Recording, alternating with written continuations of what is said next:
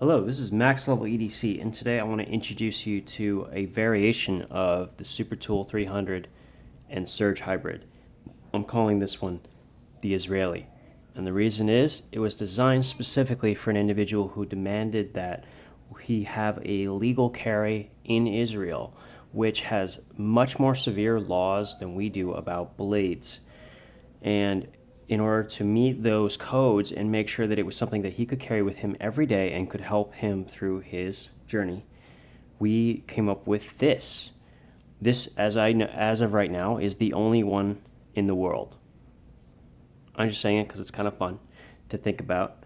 But the simple fact is, I know pretty much everyone who's put together a hybrid at this point of these two tools, and nobody has done this particular setup yet. This will be the first one. This requires you to have an old Surge and a Super Tool 300, a modern one.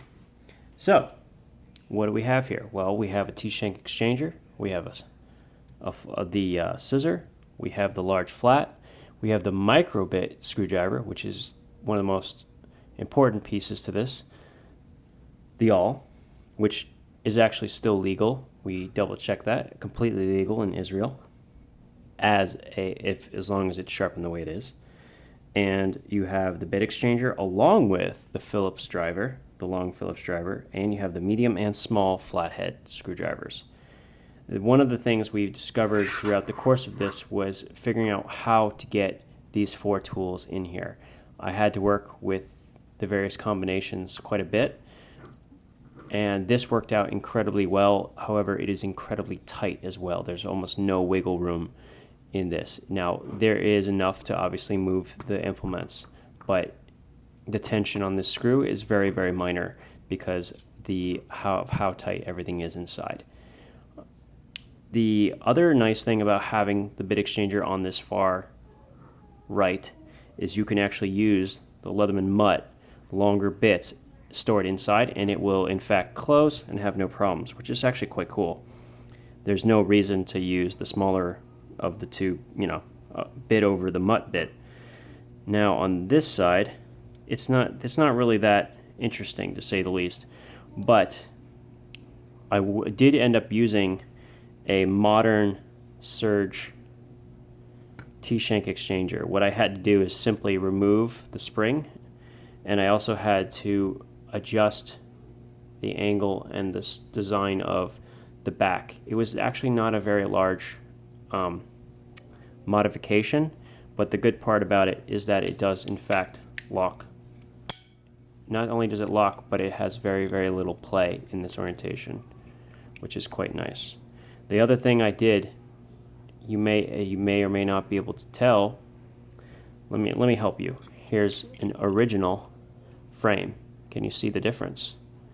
The tabs itself, they stick out a little bit more on the original Super Tool 300, just like on the brand new Free series, which a lot of people have complained is very unergonomic and tends to work into their hands. After I've changed this, I gotta tell you, I don't even notice that the plate is there. It might as well just be part of this frame. I don't feel any ergonomic problems whatsoever. So this was filed down and then polished. So that's what we have left from there. There is in fact one thing that I forgot to do with this tool, but it's worth noting if you were to do this yourself.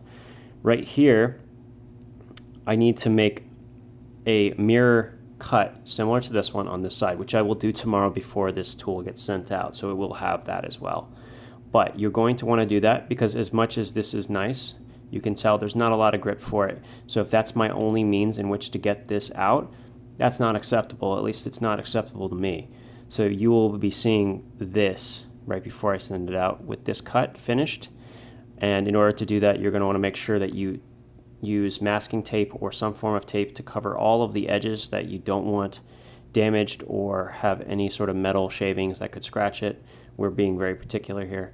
And then you want to go ahead and very carefully with the Dremel tool cut that little edge out. And I'm going to take my good old sweet time with it to get it exactly right. I'm then going to file it down the edges to make sure they're not sharp, and then I'm going to repolish the edge. So I'm going to try to do as little, I'm going to do as little filing as humanly possible so that I don't mar up the edges any more than I absolutely have to. Now, when I polished this, it did come out quite similar, which makes me feel much better about doing these kinds of mods. But you also want to limit how much you're doing, because you might change the finish, and that will matter to somebody who is as particular as this gentleman is with his tools. One of the reasons why I absolutely adored being able to do this. This is definitely a labor of passion, and I couldn't be happier to send this on to somebody who I believe will truly appreciate it and be able to use it every single day to the best advantage he can.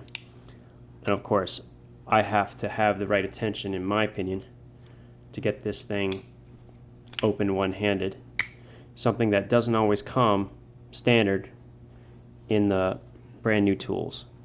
Now, I found that the Super Tool 300 does this pretty well because it has no springs behind it, but because the Surge does, it doesn't always do this properly.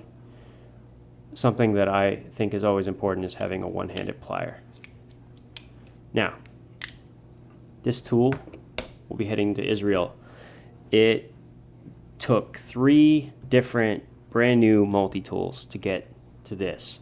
It was definitely an interesting process, and I learned a lot, and I will happily teach anyone how to make this exact tool. However, I don't know if I will personally be making another custom order for this exact design. It is certainly a one-of-a-kind right now. I hope you will attempt this yourself, but have a reason to do so. Obviously, this is quite complicated and requires you to get access to an original Leatherman Surge. Not always the easiest thing to find, so keep that in mind. You can certainly do this without the micro bit screwdriver, which will then allow you to use any Surge and any Super Tool 300 to once again make this design.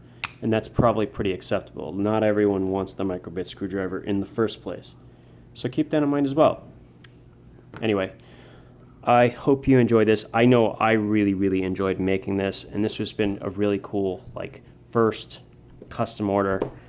And I don't know if I'll be doing a lot of custom orders, but certainly I really enjoyed this, and I'm very thankful that this was my first one. So thank you so much for this opportunity, and I hope you guys have enjoyed this. If you have any questions, please message me on Instagram, and I will happily help you. I will also try as best I can to respond to you on YouTube if you make a comment as well. So have a good day and a good weekend.